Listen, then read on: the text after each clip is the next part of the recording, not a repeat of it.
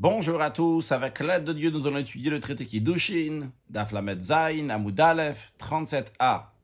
Dans la Mishnah que nous avons vue à la fin du cours précédent, la Mishnah avait dit que toute mitzvah qui dépend de la terre s'applique uniquement en Eretz Israël, et toute mitzvah qui ne s'applique pas à la terre s'applique aussi bien en terre d'Israël qu'en dehors de la terre d'Israël. L'expression qui a été employée, c'est Tluya Ba'aretz ou Eina Tluya Ba'aretz. La Gemara demande maintenant Maï Tluya ou Maï Shena Tluya. Que veut dire la Mishnah quand elle dit qui dépend de la terre ou qui ne dépend pas de la terre? La Gemara propose Lima Tluya ditiv babiya. Si on va dire que quand on dit qui dépend, ça veut dire une mitzvah à propos duquel la Torah a employé le terme de biya, de venir, d'entrer en terre d'Israël. Comme par exemple, Rashi nous dit, Tluya diktiv biya, c'est-à-dire Shetla katuv biya ta'aretz, c'est-à-dire que la Torah l'a fait dépendre cette mitzvah-là. Lorsqu'on va rentrer, on va venir en terre d'Israël. Kigon, comme par exemple, lorsque la Torah, elle présente les choses en disant ki tavo, lorsque vous allez venir en terre d'Israël, ou bien ki yeviyacha, lorsque Dieu va t'amener en Eretz Israël. Donc cette expression de biya, Tavo yeviyacha, et c'est ça qu'on veut dire qu'il dépend de la terre, c'est-à-dire qu'il dépend de l'entrée en Eretz Israël. Si c'est ça l'explication, et veshe'eina tluya, la Gemara dit, quand on dit qu'il ne dépend pas de la terre, ça veut dire de l'oktiva bia, c'est une mitzvah à propos duquel il n'y a pas écrit l'expression de rentrer en la terre d'Israël. Donc en d'autres mots, quand on dit tluya ba'aretz, she'eina tluya ba'aretz, c'est-à-dire est-ce qu'elle dépend d'Eretz Israël ou bien ça ne dépend pas d'Eretz Israël? Si c'est ça l'explication, c'est dur de dire ça. Pourquoi? Varet tfilin ou petech hamor. Pourtant, le commandement des tfilin est du premier-né de l'âne. Le premier-né de l'âne, c'est la Torah, elle dit que quand tu vas avoir un premier-né d'âne, eh bien, tu vas le racheter, tu vas l'échanger avec un agneau, ou bien sinon, tu vas le décapiter. Et les deux, ça soit la mitzvah de tfilin, ça soit la mitzvah de petech hamor, sont dit dans une paracha, dans un passage de la Torah, à propos duquel il y a écrit Vehayaki viyacha, lorsque Dieu va te faire venir en Eretz Israël. Et pourtant, dans les deux s'appliquent, s'applique aussi bien en Eretz Israël et s'applique aussi bien en dehors d'Eretz Israël. Rashi, Tfilin ou Petech Hamor, Ktiv Behu, il est écrit à leur sujet, Vehayaki viyacha, lorsque Dieu va te faire venir en Eretz Israël. Dans quel passage de la Torah c'est écrit? Bepashat Kadeshli, dans le passage qui s'appelle Kadeshli. Et pourtant, et Tfilin est le premier-né de l'âne, de la Ness, il y a écrit Noagim ben Ba'aretz ben Chulutz, ça s'applique aussi bien en Eretz Israël, en dehors d'Eretz Israël. Alors Rashi vient nous dire d'où on sait que Tfilin s'applique en Eretz Israël et en Chutz La'aretz aussi. Rashi nous dit Tfilin s'applique, que ce soit en Eretz Israël, en Chutz La'aretz. Pourquoi? Eshkecham bekamadot, Rashi nous dit, on le trouve dans plusieurs endroits, Berabanan Amoraï, des sages, donc Amoraï de Bavel, des sages, des maîtres du Talmud qui étaient à Babylone, des Malchet Tfilin, qui mettaient les Tfilin à Bavel. Et Rashi rajoute une parenthèse, le marché, il enlève cette parenthèse. Il dit que Petech Hamor, en ce qui concerne donc le rachat du premier-né de l'âne, eh bien, Petech Rechem Talarachaman, la Torah elle fait dépendre ça, donc la mitzvah de la matrice donc, qui s'ouvre pour la première fois, donc c'est une obligation, évidemment, qui s'applique dans tout endroit. En tous les cas, donc, on ne peut pas dire... On ne peut pas donner cette explication quand la Mishnah dit Tluya, ça veut dire que ça dépend d'Eretz Israël. Sheina Tluya, ça ne dépend pas d'Eretz Israël. C'est la raison pour laquelle Amar Rav Yehuda il a dit Hachikama. Voici ce que la Mishnah veut dire. Kol mitzvah sheichovat aguf. Tout commandement qui est une obligation personnelle, donc littéralement du corps. Que Rashi va nous donner des exemples. Noeged ben Ba'aretz ben bechutz la'aretz. Elle s'applique aussi bien en Eretz Israël, aussi bien en dehors d'Eretz Israël. En revanche, on va faire d'abord Rashi. Chovat aguf, c'est-à-dire Eina tluya ba'aretz, une mitzvah qui ne dépend pas de la terre. Donc Eina muteret lo ala kaka, v'lo ala gidula, c'est-à-dire la mitzvah ne s'applique ni au sol, à la terre, ni à ce qui pousse de la terre. Et là, le gufo shel adam, seulement ça s'applique donc sur le corps de l'homme, qui donne Shabbat, comme par exemple le fait de garder le Shabbat, c'est pas lié avec la terre ou bien ce qui sort de la terre. Tfilin, mettre les tfilin, c'est la personne qui doit mettre les tfilin. Avodat kochavim, l'idolâtrie, Petech Hamor, donc le rachat du premier-né de l'âne, Mila, la circoncision, à Rayot, ne pas faire l'adultère avec Ayot, mais ce qui est semblable. Donc ça, c'est quelque chose qui ne dépend pas donc de la terre. Donc c'est mitzvah qui est Chovat Hagouf, donc qui est une obligation donc, personnelle de la personne. En revanche, lorsqu'il s'agit de Chovat Karka, une obligation qui est une obligation de la terre. Ça s'applique uniquement en Eretz Israël. Donc en autre mot, quand on dit que Kol Mitzvah Tluya Ba'aretz qui dépend de la terre, ça dépend de Eretz Israël ou que la Torah a dit l'expression de Bia. Non, tout simplement, si ça dépend de la terre, ça veut dire que c'est lié avec la terre, avec ou bien la terre ou bien avec les produits agricoles.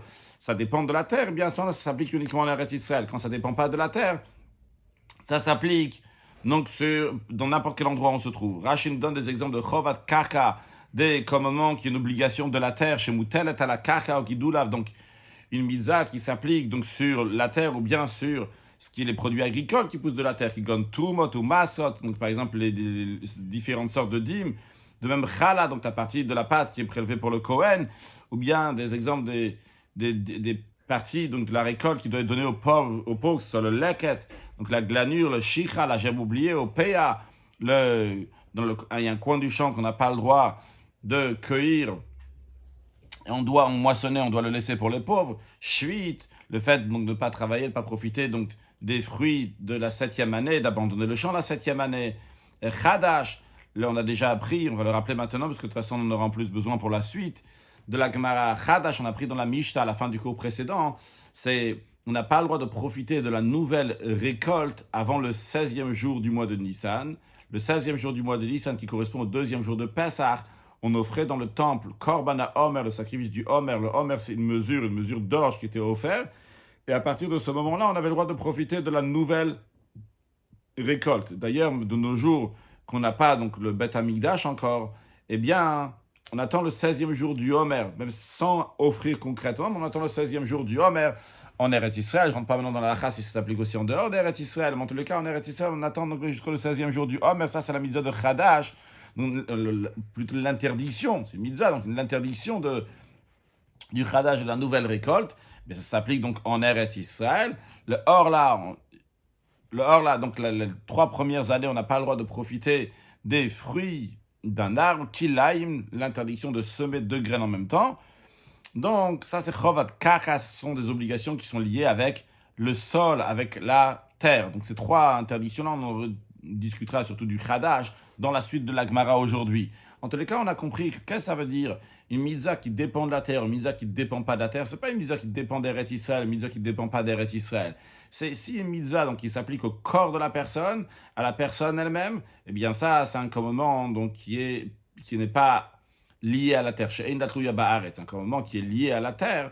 Donc, c'est-à-dire un commandement qui s'applique, donc des mitzvot qui s'appliquent sur la terre. Donc des choses que quand il y a des produits agricoles qui poussent de la terre, eh bien tu vas te comporter d'une telle et telle manière, ou bien que la terre, tu dois te comporter avec elle de telle et telle manière, etc.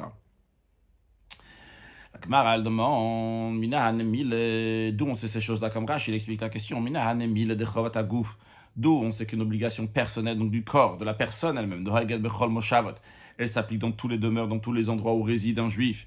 Chovat hakarka, en revanche, lorsqu'il s'agit d'une obligation, un commandement qui dépend donc de la terre, et une noged de la ba'aret, s'applique uniquement en Eretz Israël, d'où on sait ça. La Gemara répondait Tanura Balan, car on sait dans une braïta.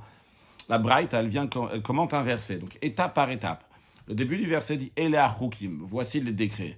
Eh bien, la braïta explique c'est quoi le décret, de quoi s'agit-il? Eloi Midrashot, il s'agit donc des lois qui sont commentées, vu qu'ils ne sont pas clairs dans la Torah, mais on les commente. C'est comme des chukim qu'on ne voit pas. Quand on parle des mitzvot en général, on parle de chukim, mishpatim. Chukim, c'est des lois qui sont irrationnelles, et mishpatim, c'est des lois qui sont rationnelles. Donc chukim, c'est quelque chose donc, qui est irrationnel dans le sens qu'on ne sait pas, on ne voit pas la raison pourquoi on fait ce commandement-là. Donc dans cet esprit-là, la Braïta, elle dit que Elea chukim, quand on parle des chukim ici fait référence la drasha, les choses qui sont commentées. Quand tu lis le verset, tu ne vas pas les voir de toi-même. Mais concrètement, donc ça c'est l'explication du verset. Ça ressemble dans l'esprit d'une chouka. Puis après, la suite du verset dit Hamish patim et le jugement. Et les lois dinim, ce sont les lois judiciaires.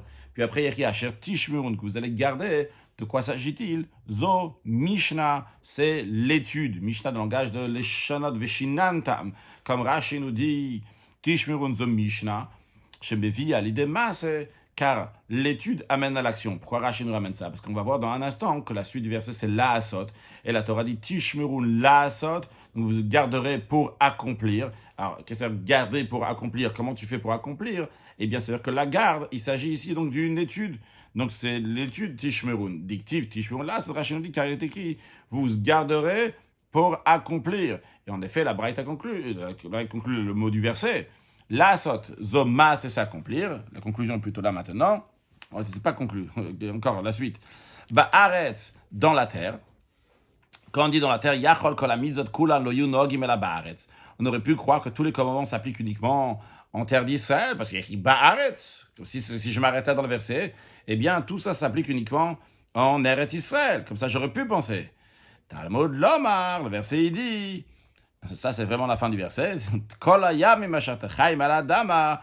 Tous les jours que vous vivez sur terre. Comme Rashi l'explique, Asheratem Chaim. Rashi déduit des versets Asheratem Chaim que vous vivez, c'est où vous vivez, ben Ba'aretz, ben Chutzalar, qui sont en Eretz Israël, qui sont en dehors d'Eretz Israël. Donc qu'est-ce qu'on voit à la fin du verset? Que tous les mitzvot s'appliquent, que ce soit en Eretz Israël, en dehors d'Eretz Israël aussi. Alors maintenant, on a une question. I kolayamim. Si, il y a écrit kolayamim, donc tous les jours, donc tant que vous êtes en vie, partout où vous êtes en vie, ya chol yonogim ben Ba'aretz, ben Chutzalaretz. Alors on va dire que les commandements s'appliquent dans la terre d'Israël et à l'extérieur de la terre d'Israël. Mais d'un autre côté, Talmud Lomar, le verset, il dit Ba'aretz, dans la terre, donc ce qui restreint uniquement à Eretz Israël. Alors, ça s'applique uniquement en Eretz Israël ou ça s'applique dans le monde entier?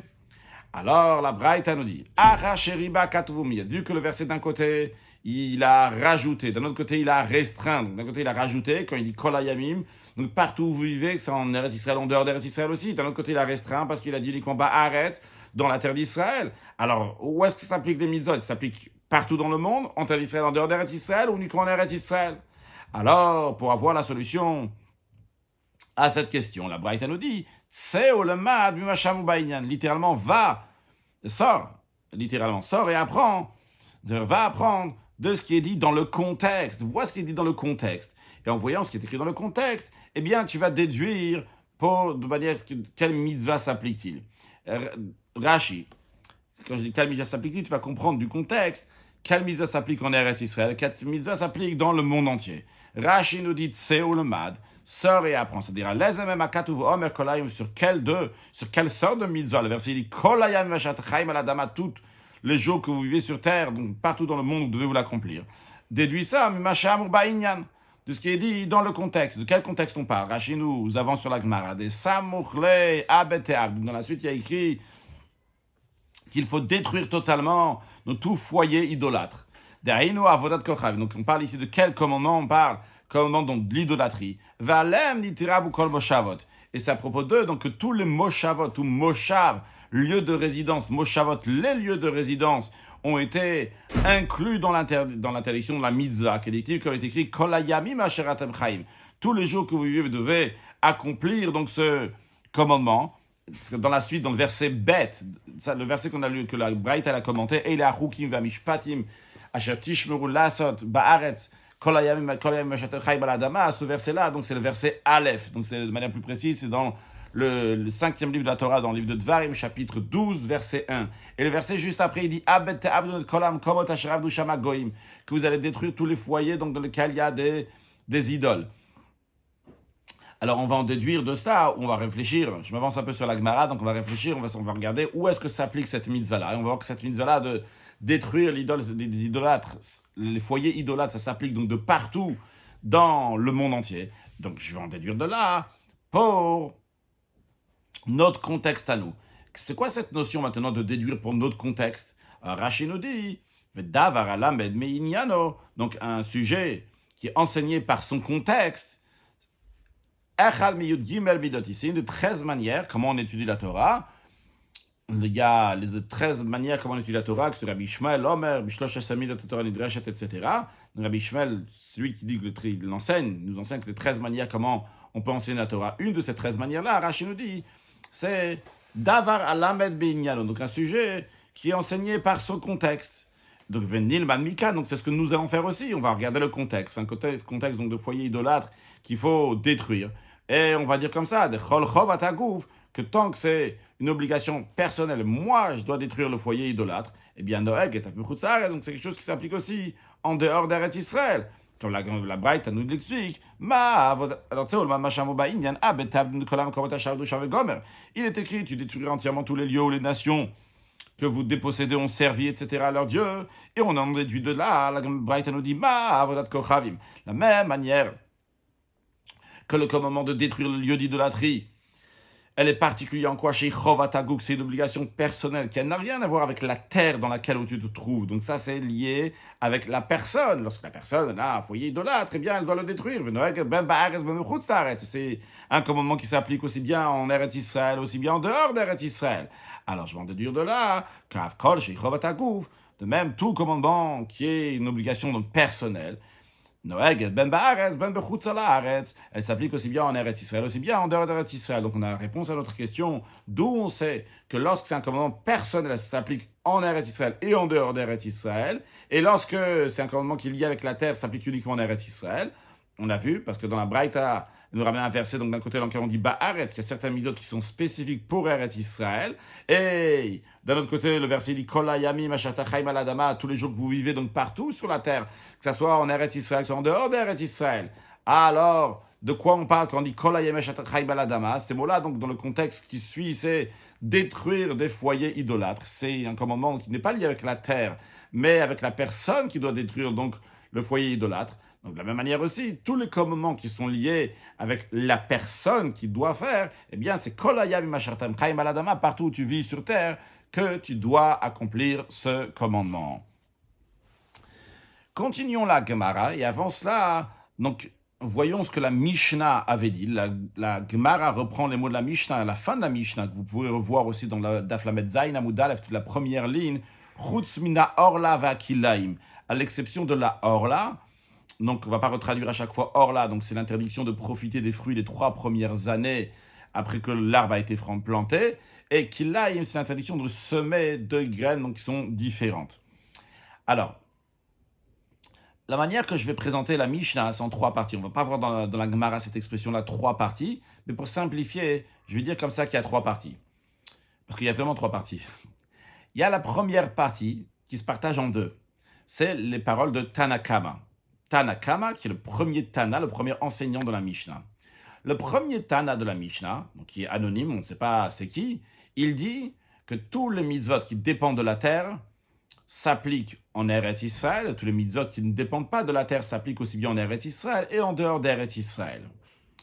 Puis, la deuxième partie, c'est toujours Tanakama qui est en train de parler, ce Tana qui est anonyme, qui nous dit, à l'exception de la Orla et des Kilaim, que eux s'appliquent aussi bien en terre d'Israël et en dehors d'Eretz Israël, bien que c'est des commandements qui sont liés à la terre.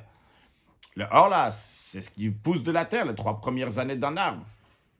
Et pourtant, donc, ça s'applique en dehors d'Eretz Israël. De même les Kilaim, l'interdiction de semer des graines dans la terre. Il y a plusieurs sortes de Kilaim. Ici, dans notre contexte, on parle de Kilaim, de semer 2 graines ensemble, donc il est interdit, donc c'est quelque chose qui est lié avec la terre, et pourtant c'est interdit aussi bien en Eretz Israël et en dehors d'Eretz Israël. Donc ça c'est la deuxième partie de la Mishnah. Donc dans la deuxième partie de la Mishnah, le Tanakama nous dit il y a une exception, il y a 2 mitzvot, 2 commandements, donc Orla et Kilaim, que bien que c'est des commandements qui sont liés à la terre, pourtant ils s'appliquent aussi en dehors d'Eretz Israël. Après on a la troisième partie de la Mishnah, qui est les paroles de Rabbi Eliezer. Rabbi Eliezer dit, le Chadash aussi. Ça, c'est le mot de Rabbi Eliezer. Le Chadash aussi. Le Chadash aussi. Donc, Chadash, c'est quoi? Comme on a dit tout à l'heure, on ne va pas le répéter donc à chaque fois, mais je le répète maintenant. Le Chadash, c'est la nouvelle récolte. Donc, toute récolte qui a pris racine avant le 16 Nissan, elle est permis de la consommer, même si je vais la moissonner après le 16 Nissan. Donc, du moment que le 16 Nissan est arrivé, donc comme on a dit tout à l'heure, à l'époque, il y avait le temple, on amenait le sacrifice. De nos jours, on attend le 16 Nissan. Donc, dans le cas qu'une fois que c'est passé le 16 Nissan, si c'était une racine, donc il y avait déjà une récolte qui a déjà pris racine, eh bien, elle est permise à la suite. Ce Chadash, cette nouvelle récolte, elle est permise. Donc, Rabbi Eliezer, il a dit Af et Chadash. Le Chadash aussi. Je vais dire la question de la Gemara oralement, de manière très brève, très générale, comme la Gemara d'ailleurs veut le faire de manière très brève et générale, et après seulement rentrer dans les détails et l'explication. Cette troisième partie de la Mishnah dans laquelle Rabbi Eliezer nous dit Af et Chadash, le nouveau aussi, la nouvelle récolte. Est-ce que Rabbi Eliezer est en train de parler sur la première partie de la Mishnah ou sur la deuxième partie de la Mishnah? Je m'explique. Est-ce qu'on dit que Rabbi Eliezer rajoute sur la deuxième, je vais commencer par la deuxième partie de la Mishnah, c'est-à-dire, les sages ont dit qu'il y a certains commandements qui sont liés à la terre, et pourtant, ils s'appliquent aussi en dehors d'Eretz Israël. Donc, la Orla et les Kilaim, et Rabbi Eliezer vient dire, tu sais, le Chadash aussi, il est interdit en dehors d'Eretz Israël. Ça, c'est une manière d'expliquer. Et d'après ça, ça veut dire que Rabbi Eliezer, il est le Khumra, il est Mahmir, il est strict. Il rajoute sur Tanakama. Tanakama a dit qu'en dehors d'Eretz Israël, il y a seulement 2 commandements qui s'appliquent sur la terre, c'est le Orla et le Kilaim. Et Rabbi Eliezer vient rajouter, dit non, il y a aussi le Chadash qui s'applique en dehors d'Eretz Israël. 3 choses qui sont liées à la terre qui s'appliquent en dehors d'Eretz Israël. Ça, c'est une manière de voir les paroles de Rabbi Eliezer.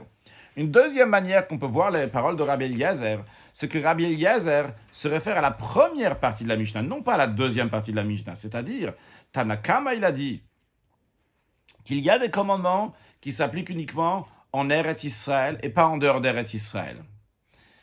Et qu'est-ce que ça veut dire en Eretz Israël et pas en dehors d'Eretz Israël? Et il a dit donc clairement qu'en dehors d'Eretz Israël, il y a, Tanakama, il dit en dehors d'Eretz Israël, il y a aussi la Orla et le Kilaim.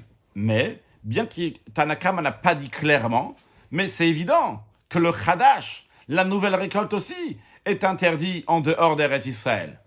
Et Rabbi Eliezer, lui, il se réfère sur la première partie de la Mishnah, dans laquelle les sages ont dit qu'il y a des commandements qui s'appliquent uniquement en Eretz Israël. Et Rabbi Eliezer dit, Afe Chadash. Le Chadash aussi, la nouvelle récolte, s'applique uniquement en Eretz Israël, contrairement à Tanakama, qui dirait, bien qu'il n'a pas dit clairement, qui dirait dans la deuxième partie de la Mishnah, que Orla et Kilaim sont interdits en dehors d'Eretz Israël, et bien qu'il n'a pas dit clairement, le Chadash aussi s'applique en dehors d'Eretz Israël, d'après Tanakama.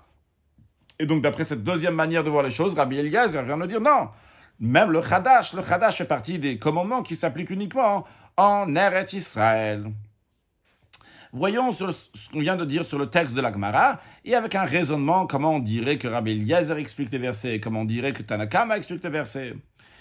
Ils se sont demandés, Rabbi Eliezer, donc la troisième partie de la Mishnah, qui dit les mots Afe Chadash, même le Chadash, est-ce que le Kula Palig, est-ce qu'il est plus indulgent? Ou bien le Chumra Palig, ou bien il est plus rigoureux? Et la Gemara explique. Est-ce qu'on dit le Chumra Palig, que Rabbi Eliezer s'oppose à Tanakama pour être encore plus rigoureux, pour être encore plus strict, Ve'achikamar, et c'est ça que Ve'achikamar Tanakama. Et ainsi, Tanakama va être expliqué. Quand il dit dans la deuxième partie de la Mishnah, le Tanakama dit Chutz mina orla mina kilaim, sauf la orla les kilaim. Pourquoi? Des ilcheta gmirle, c'est une halakha le Moshe Misinaï, c'est une halakha qui était reçue depuis le Moshe Misinaï. On apprendra plus tard dans la Gemara exactement qu'est-ce qui est halakha le Moshe Misinaï, qu'est-ce qui est d'ordre rabbinique, qu'on avait déjà vu dans le Rashi à la fin du cours précédent, qui est en haut de la page. Mais en tous les cas, donc à l'exception, Tanakama il dit dans la deuxième partie de la Mishnah qu'il y a 2 commandements qui s'appliquent même en dehors d'Eretz Israël. Comme ça, c'est halakha le Moshe Misinaï. Bien qu'il y aurait dû lieu de dire que ça ne devrait pas s'appliquer en dehors d'Eretz Israël, puisque c'est une obligation de la terre. Mais quand même, ça s'applique en dehors d'Eretz Israël. Aval Chadash, mais Tanakama va te dire le Chadash, Ba'aretzin, uniquement en Eretz Israël, ça s'applique. Bechutz ha'aretz, en dehors d'Eretz Israël, ça s'applique pas. Et sur ça, Rabbi Eliezer viendrait rajouter, dire non, ça s'applique même en dehors d'Eretz Israël. Quel est le raisonnement de dire que Tanakama nous dirait que le Chadash ne s'applique pas en Chutz ha'aretz, en dehors d'Eretz Israël? Maïtama, quelle est la raison? La Gemara dit parce que Moshav, l'expression de Moshav, Moshvotechem, vos résidences, est dit à propos de l'interdiction de manger de la nouvelle récolte. Et donc, vu qu'il y a cette interdiction-là, on apprend de là que c'est le Acha Yerushavi Shiva, que c'est Mashma. Ça sous-entend que c'est après qu'on va s'installer en Eretz Israël, et de manière plus précise, Yerusha, c'est posséder Eretz Israël, et Vishiva, c'est s'installer en Eretz Israël. C'est-à-dire, lorsque les Juifs sont rentrés en Eretz Israël, il a fallu faire la conquête de la terre d'Israël, donc prendre la possession Yerusha de la terre d'Israël, et après Yeshiva, c'est s'installer. Il fallait partager à toutes les tribus, les 12 tribus, chacun va recevoir sa terre. En effet, ça a pris 14 ans. Il y a eu 7 ans pour faire la conquête, et encore 7 ans pour faire le partage de la terre d'Israël aux 12 tribus. Donc, Tanakama explique l'expression de Moshav, qui veut dire une fois que tu vas t'installer en Eretz Israël. Donc, on aurait pu penser que le mot Moshav, Moshvotechem, veut dire vos lieux de résidence, et partout où vous résidez. Ça s'applique donc la mitzvah de Chadash, de la nouvelle récolte. Et justement, Tanakama nous dit non. L'expression de Moshav veut dire uniquement en Eretz Israël. Ah, a priori, il y a écrit vos lieux de résidence, c'est ça que veut dire Moshav. Non, non, non, le mot Moshav veut dire une fois que vous êtes Yoshev, vous allez bien être installé en Eretz Israël. Donc ça, on explique comme ça, c'est ce que Tanakama explique.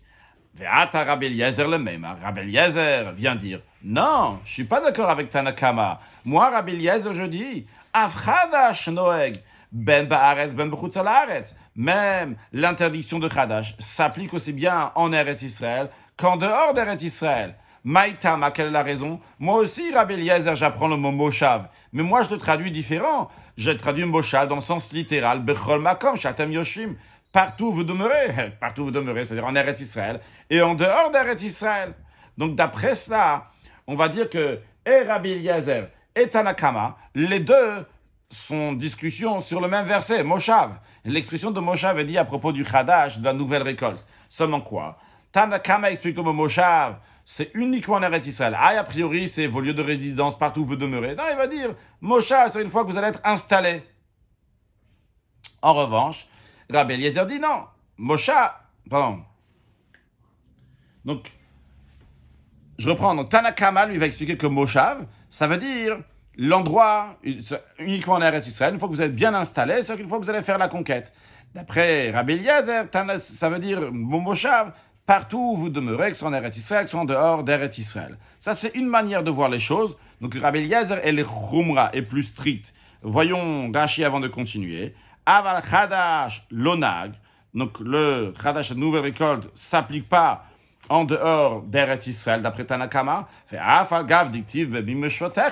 bien que la Torah emploie l'expression de Moshvotechem, vos lieux où vous demeurez, où vous résidez, dans la fin du verset qui parle, donc toutes sortes de pain, de blé grillé, etc. Vous n'allez pas pouvoir manger avant que vous avez fait le Homer. À la fin, il y a écrit l'expression de Moshvotechem, donc ce qui pourrait poser problème à Tanakama. Comment il peut dire que le Chadash s'applique uniquement en Eretz Israël, alors qu'il y a écrit Moshoterem, tous vos lieux de résidence?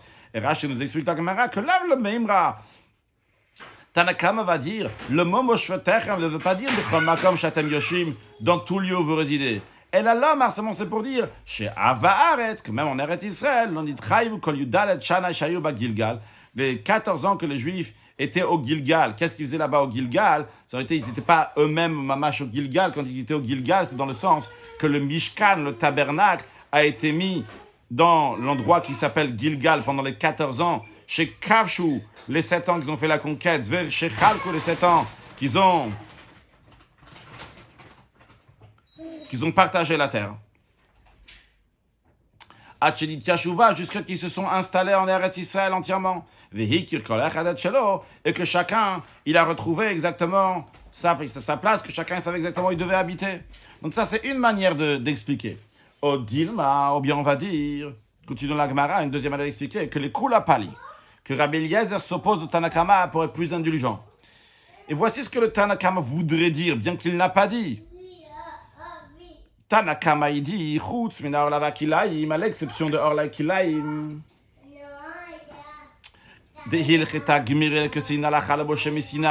Selon laquelle, donc on sait que ça s'applique aussi bien à l'intérieur, à Eretz Israël, à l'extérieur d'Eretz Israël. C'est ça qu'il n'a pas dit Tanakama. Tanakama n'a pas parlé de Chadash, mais à plus forte raison, le Chadash qui s'applique aussi en dehors d'Eretz Israël. Pourquoi à plus forte raison le Chadash s'applique même en dehors d'Eretz Israël? Des Moshav Kolma comme Shatem Yoshim, car l'expression de demeure, c'est partout où vous demeurez. Donc, peut-être l'explication que Tanakama veut nous dire, bien qu'il a dit seulement Orla et qu'il là, il s'applique en dehors d'Eretz Israël. Mais c'est évident que le Chadash s'applique aussi en Eretz Israël, parce qu'il y a écrit Moshvotechem. Et dans ces cas-là, qu'est-ce que Rabbi Eliezer veut dire après dans la suite, la troisième partie de la Mishnah, lorsqu'il dit Afe Chadash? Ve'ata Rabbi Eliezer le Beimar. Rabbi Eliezer vient dire que Chadash est noeg la ba'aretz. Non. Le Chadash, l'interdiction de la nouvelle récolte, s'applique uniquement en Eretz Israël. Pourquoi? Parce que Rabbi Eliezer expliquerait de Moshav la Acha Yerushav Yishiv Mashva, que l'expression de Moshav, de demeure, ça veut dire uniquement après prise de possession et installation en Eretz Israël. C'est-à-dire que Rabbi Eliezer, c'est lui qui expliquerait que Moshav parle uniquement en Eretz Israël, et c'est après une fois qu'on s'est déjà installé en Eretz Israël. Ah, et tu me demanderas dans ces cas-là, au Maïaf. Pourquoi Rabbi Eliezer, dans la troisième partie de la Mishnah, à la fin de la Mishnah, il dit Af et Chadash? A priori, si tu lis Daf Lamed Zayin Amud Aleph, en haut de la page, tu lis les paroles de Tanakama, Chutz mina orla vekilaim, Rabbi Eliezer af echadash. Af echadash, ça s'applique, donc ce qu'il dit juste avant, sur orla et kilaim. Donc af echadash, alors il m'a dit non. Quand on dit af echadash, même le chadash, akamaita, cela se réfère à la première règle. Autrement dit, que Tanakama, que Rabbi Eliezer vient dire, suite à ce que Tanakama dit dans la première partie de la Mishnah, qu'il y a des commandements qui s'appliquent, qui sont liés à la terre, et qui s'appliquent en Eretz Israël. Ils s'appliquent qu'en Eretz Israël. Sur ça, Rabbi Eliezer vient dire af.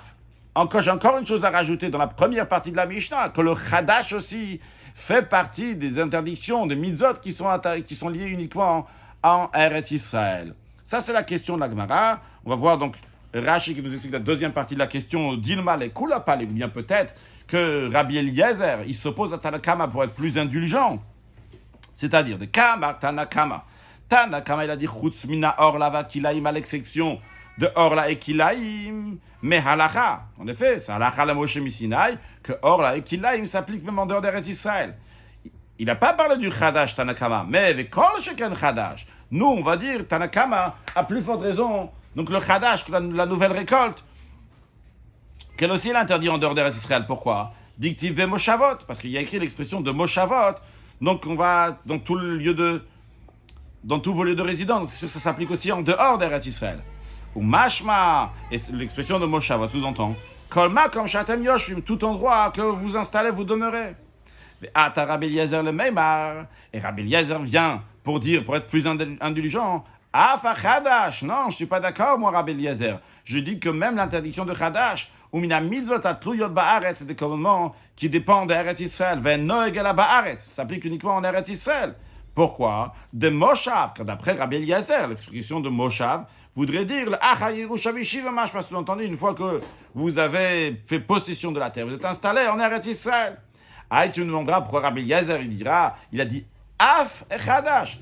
On a dit Akamaita sur la première partie de la Mishnah. Lokai Achutz. Et là, Akol mitzvah tluya ba'aretz. L'expression de Achutz ou Akol, la lettre Aleph en araméen. Et quand on veut dire donc sur quelque chose, tu mets sur telle chose. Donc dans la Mishnah, on a l'expression de Chutz mina orla. Et on a au début de la Mishnah, Kol mitzvah tluya ba'aretz. Rashi nous dit, donc Rabbi Eliezer ne se réfère pas donc sur la deuxième partie de la Mishnah, Achutz, sur l'expression qu'on a en haut de la page Chutz mina orla avec Ilaim. C'est pas suite à ça que Rabbi Eliezer dit même le Chadash. Elle a seulement quoi? Sur la première partie de la Mishnah. Sur la première partie qui dit Kol mitzvah tluya ba'aretz, toute mitzvah qui dépend d'Eretz Israël. Ok, donc en deux mots, nous avons une question. Est-ce que Rabbi Eliezer, il est indulgent ou il est plus strict par rapport à Tanakama? Est-ce que Rabbi Eliezer, en disant fait Chadash, veut dire que le Chadash s'applique aussi en dehors d'Eretz Israël? Ou bien Rabbi Eliezer veut nous dire que le Chadash s'applique uniquement en Eretz Israël? Pour trouver la réponse à cette question, la Gemara dit Tashma.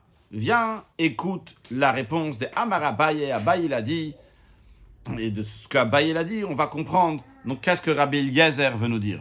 Abaye dit, Man Tana. Quel est ce Tana qui est anonyme, qu'on ne sait pas c'est qui dans notre Mishnah? La Mishnah Lamed Vav Amud Bet, celle qu'on est en train de discuter. On a dit Tanakama, mais on ne sait pas c'est qui ce Tana-là. Des paligalés de Rabbi Eliezer qui sont en désaccord avec Rabbi Eliezer. C'est qui ce Tana? Abaye nous dit, ce Tana-là, c'est qui? C'est Rabbi Ishmaeli. C'est Rabbi Ishmael. Et pour nous prouver que c'est Rabbi Ishmael qui est en désaccord avec Rabbi Eliezer, pour cela, Abaye ramène une braïta dans laquelle Rabbi Ishmael et Rabbi Akiva sont en désaccord sur les libations, sur les nesachim qu'il faut amener avec un sacrifice. Le sujet va être développé aussi bien un peu aujourd'hui et dans Rashi, et dans le cours prochain aussi, on continuera à discuter de ces désaccords entre Rabbi Ishmael et Rabbi Akiva. Nesachim, un nesser au pluriel, c'est une libation. Lorsqu'on amène un sacrifice, on amène aussi du vin pour faire une libation. Dans la paracha de Shlach, la Torah, donc elle parle de cette libation lorsque vous allez rentrer en Eretz Israël, Aretz Asher ani noten lachem, la terre que je vous donne, eh bien, quand vous allez faire un sacrifice, vous allez verser du vin, vous allez faire donc un nesser, vous allez faire donc des nesachim. Alors, on enseignait dans cette braïta, on ramène la discussion entre l'expression de Moshav. Qu'est-ce que veut dire Moshav? On va voir plus de détails dans Rashi. On va voir déjà, Rashi nous donne déjà la réponse de manière générale avant même de commencer la braïta. On va le faire tout de suite. Alors, Man Tanakama. Donc Rashi reprend les mots de Rabbi Ishmael qui dit c'est qui Tanakama. Juste dans notre Gemara, il y a écrit Man Tana, c'est qui le Tana. On a traduit donc par Tana anonyme qui est pas d'accord, qui est en désaccord avec Rabbi Eliezer. Rashi rajoute Tanakama. Donc on parle bien de notre Mishnah ici, de Daf Lamed Vav Amud Bet. C'est qui ce Tanakama qui est en désaccord avec des paligas de Rabbi Eliezer qui est en désaccord avec Rabbi Eliezer. Rabbi Elodi, Rabbi Ishmael et c'est Rabbi Ishmael. Des Shaminanle qu'on a entendu, qu'on est au courant. Des Amar. Qu'est-ce qu'il dit Rabbi Ishmael? Rabbi Ishmael dit que l'expression de Moshav, Lacha Yerusha Vishivahu. Rabbi Ishmael dit que l'expression Moshav ne veut pas dire dans tous vos lieux de résidence, mais veut dire une fois que vous êtes en Eretz Israël, il y a écrit Moshav, dans n'importe quel endroit où vous êtes installé. Non.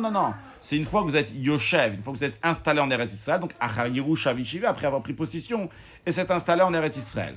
Donc, si c'est Rabbi Ishmael qui explique comme ça que l'expression de Moshav veut dire uniquement en Eretz Israël, on peut en déduire de là que Rabbi Eliezer, c'est lui qui dit que l'expression de Moshav, c'est partout où vous êtes. Donc, si c'est partout où vous êtes, Rashi nous dit, Ve'en chadash d'abord Rabbi Ishmael, pardon, Ve'en chadash d'après Rabbi Ishmael, la mitzvah, l'interdiction de Chadash, de la nouvelle récolte, s'applique uniquement en Eretz Israël.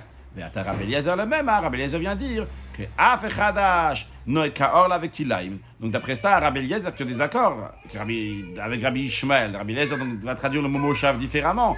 C'est le mot Moshav dans tous vos lieux de résidence. Donc d'après ça, quand il dit dans la Mishnah Af Chadash, qu'est-ce qu'il veut dire? Que même le Chadash, il s'applique Noé Kaor avec Kilaim, s'applique donc comme la Orla avec Kilaim. Noé Bechol Moshav, ça s'applique dans tous les lieux de résidence. Alma le Chumra Pali, donc on voit que Rabbi Eliezer, donc il est Mahmir, il est plus strict. Voyons cette braïta dans laquelle il y a le désaccord, dans lequel il n'y a pas de désaccord entre Rabbi Eliezer et Rabbi Ishmael. Nous allons voir l'opinion de Rabbi Ishmael dans cette braïta. Et de Tanya, on enseignait dans une braïta le Lametra. Donc la braïta, elle commence en plein milieu de la Lametra. Et Rashi donc va nous expliquer cette braïta de quoi on parle. Le Lametra pour t'enseigner. Chez Kol Makom Shanem Bar Moshav, que dans tout endroit où il y a écrit l'expression de demeure, et non, la Yerusha Vishiva, c'est uniquement après, une fois qu'on a pris possession de la terre, on s'est installé en Eretz Israël. Div Rabbi Ishmael sont les paroles de Rabbi Ishmael. Voyons Rashi. La maître Hashekolma comme Choulou. Il y avait Pachat Nesachim Kae, ça fait référence au passage dont on parle de libation.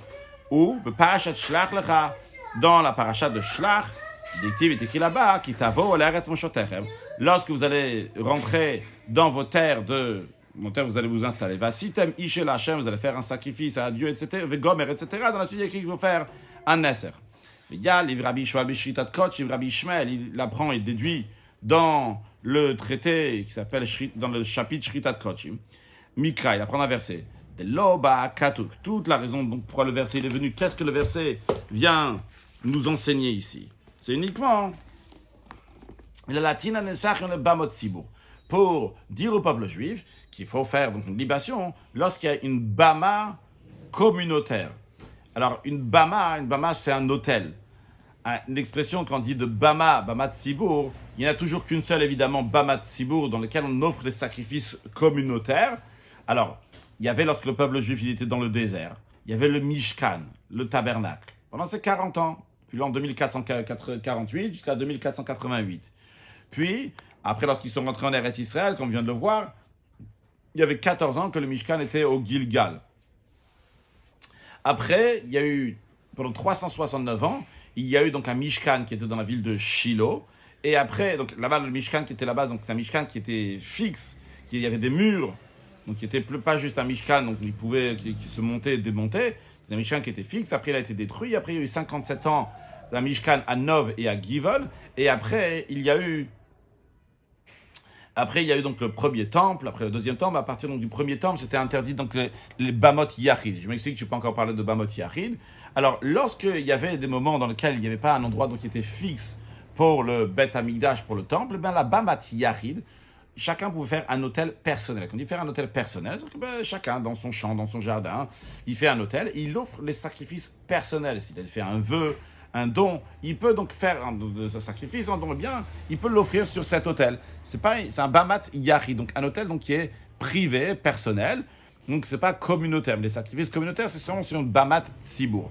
Maintenant, comme on le verra dans le prochain cours, donc de la Zayin Amoud Bet, les opinions de Rabbi Akiva et Rabbi Ishmael. D'après Rabbi Ishmael, les Juifs n'ont pas amené de Nesser lorsqu'ils étaient dans le désert.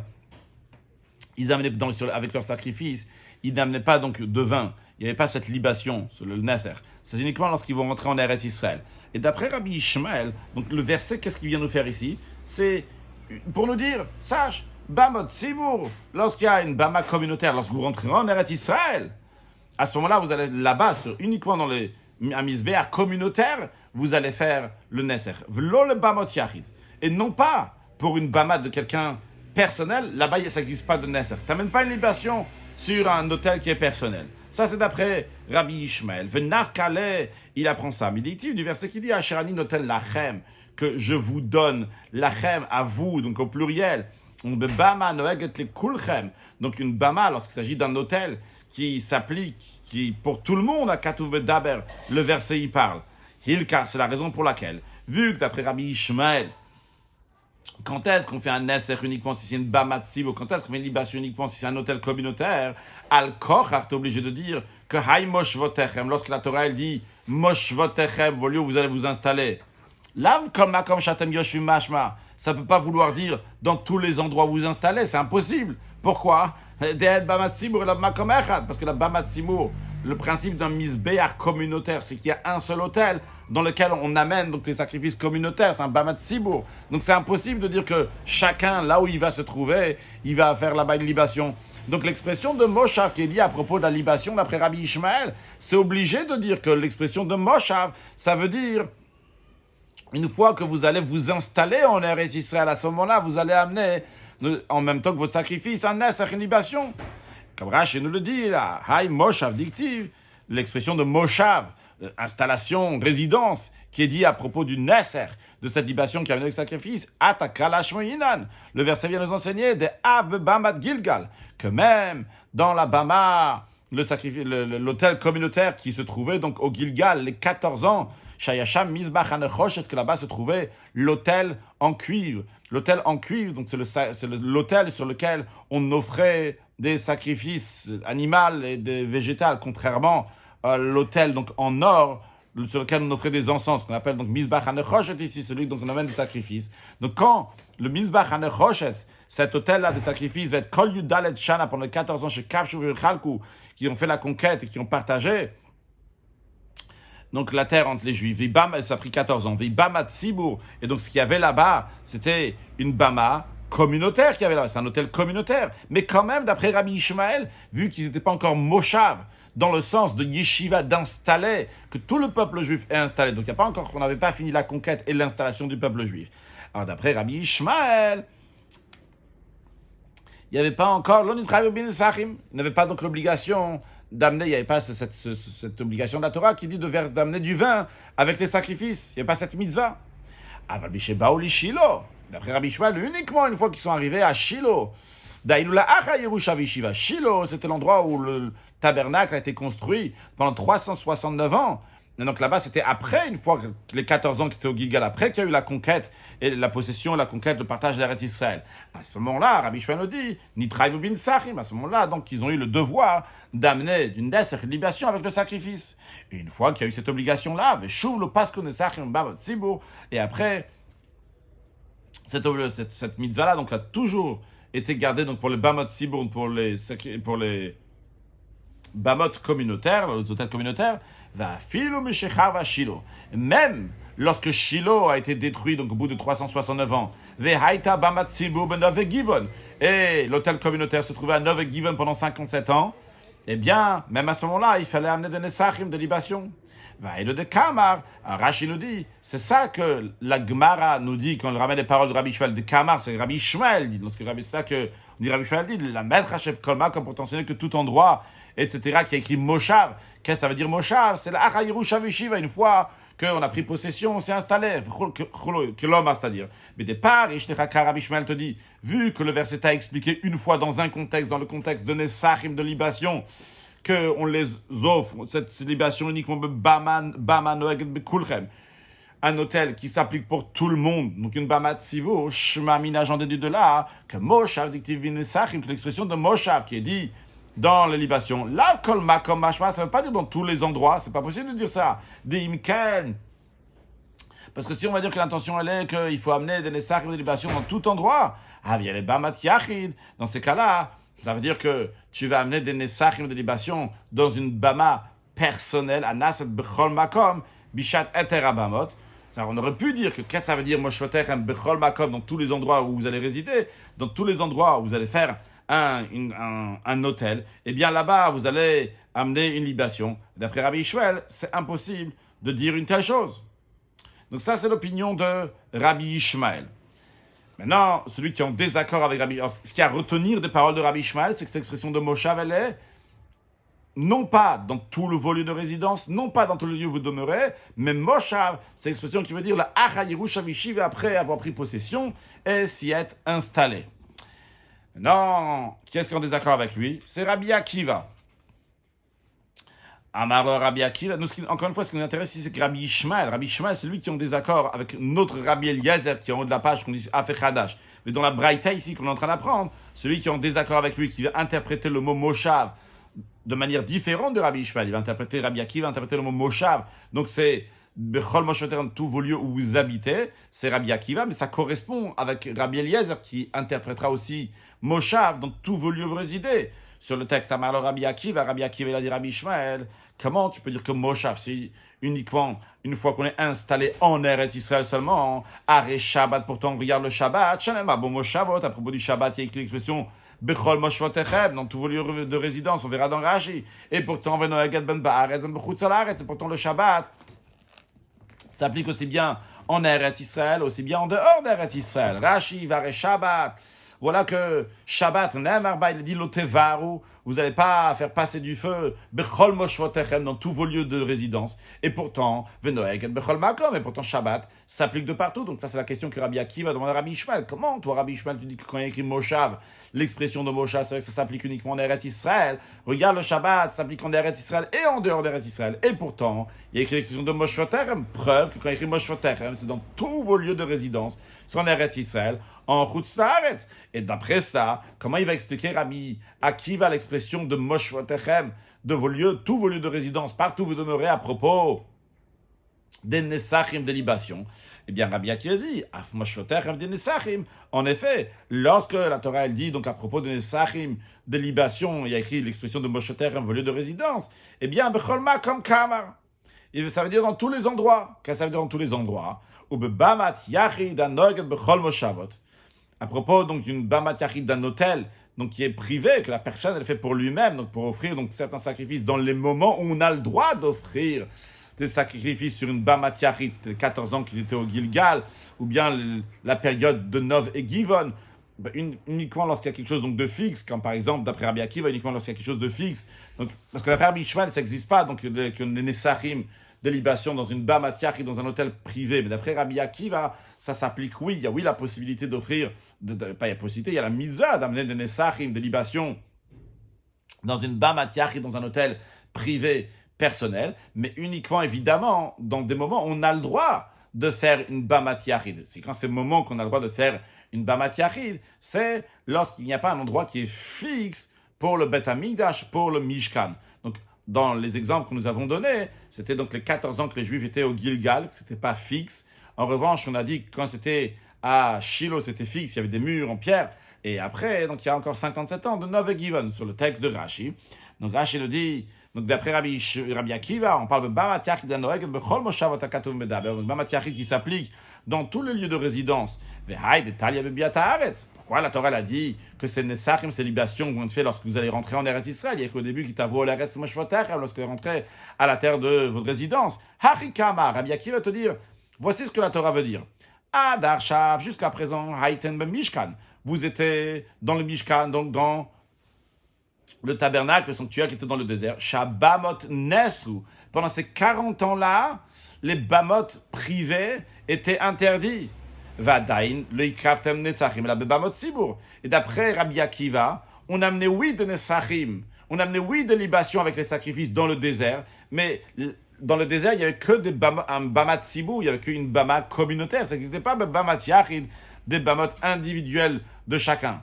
Maintenant, la Torah annonce au peuple juif qui t'avo l'Aretz Moshoterem. Lorsque vous allez rentrer en Eretz Israël, ou Mishetavo l'Aretz, maintenant lorsque vous allez rentrer en Eretz Israël, sachez que quand vous allez être à un moment que vous allez pouvoir faire une Bama Yachid, une Bama privée, eh bien, à ce moment-là, il faudra aussi faire une libation avec le sacrifice. Par exemple, comme du Dalet Shana, les 14 ans chez le Hugba Mishkan Shiloh, que le temple de Shiloh n'a pas été fixé, Vayushochnim ba Gilgal, et il résidait au Gilgal, Tudim ba Milchama, occupé donc par la guerre. Alors j'ai dit tout à l'heure que les Juifs n'étaient pas dans le Gilgal, Mishkan était dans le Gilgal, ici sous-entendu Rashi, ils étaient tous au Gilgal, je ne sais pas, à voir, chacun peut après regarder.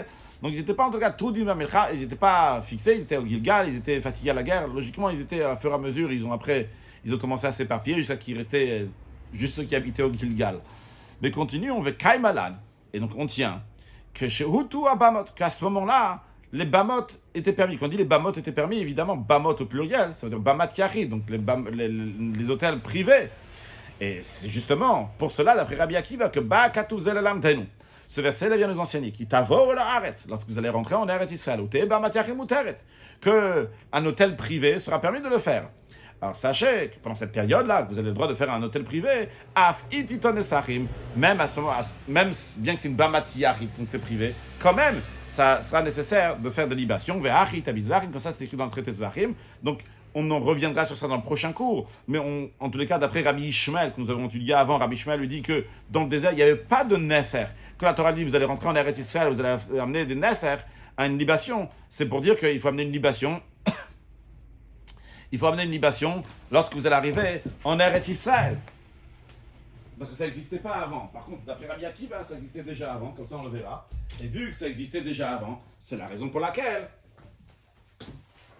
que quand ils vont rentrer en Eretz Israël, maintenant on va dire, vous allez rentrer en Eretz Israël, Bamat Yachid, ça sera permis. On va te dire, maintenant tu pourras, dans ta Bamat Yachid, sache que tu devras amener du vin avec ton sacrifice.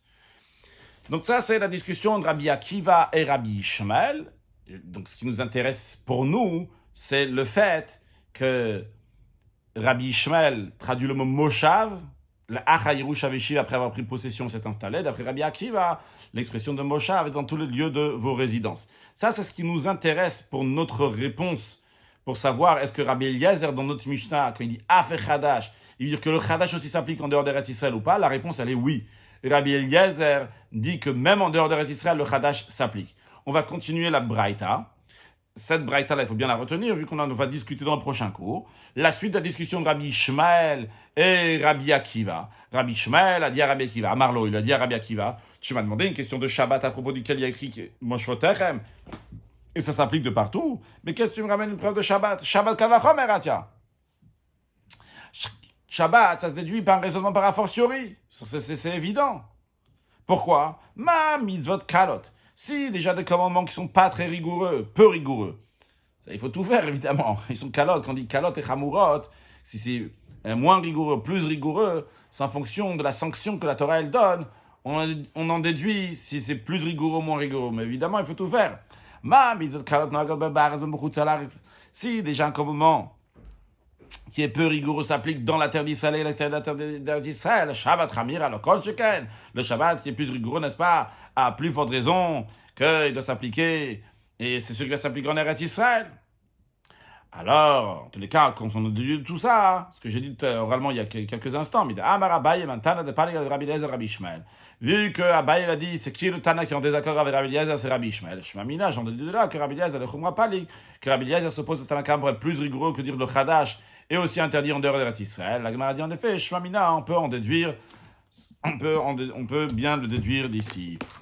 Conclure avec un mot de halakha, le Rambam dit que partout, en Eretz Israël, partout, on doit courir, chercher la Avodah Zara, les foyers idolâtres, et les détruire. En revanche, en ce qui concerne donc en Chutz La'aretz, c'est uniquement dans un endroit où on a pris la possession, qu'à ce moment-là, on va détruire les foyers idolâtres. En sujet de Chassidut, on a parlé de la Orla. Les 3 premières années, on n'a pas le droit de profiter des fruits de l'arbre.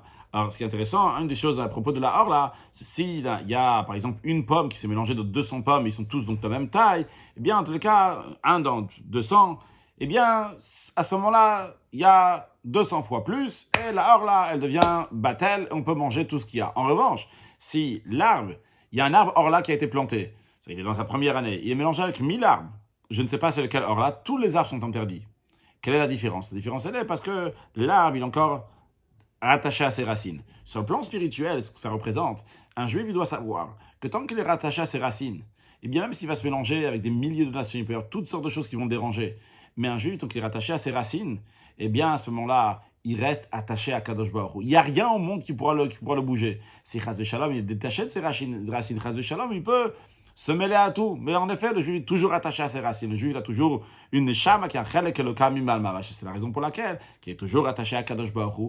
Et bien, mais là, même qu'il est plein, avec plein de goyim, de goyishkeit, mais il reste comme un juif doit se comporter dans Torah, mitzvot, et donner une bonne éducation à ses enfants qui grandissent. Torah, le chupol, masim tovim, dir sidim, ir shamayim, elam danim, et que Dieu donne avec une hacham, avec une largesse matérielle et spirituelle, simcha vetur levar, shalom bayit, et que tous ensemble, on puisse accueillir Mashiach now. Excellente journée.